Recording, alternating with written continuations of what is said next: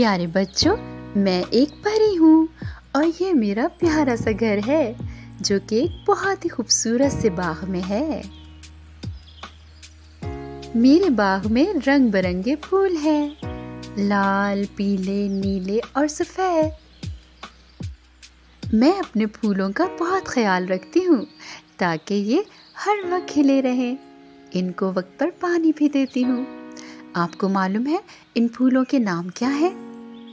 ये है गुलाब का फूल। इसकी तो बहुत अच्छी खुशबू होती है और ये लाल रंग का होता है। ये है चंबेली। इसे चंबेली का फूल कहते हैं।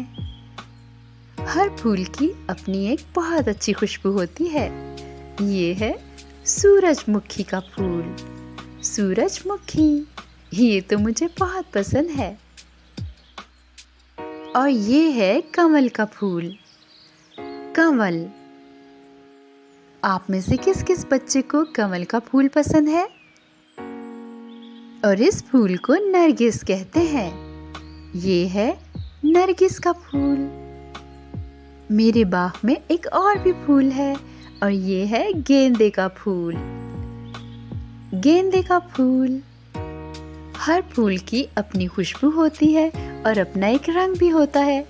मैं अपने फूलों से बहुत प्यार करती हूँ।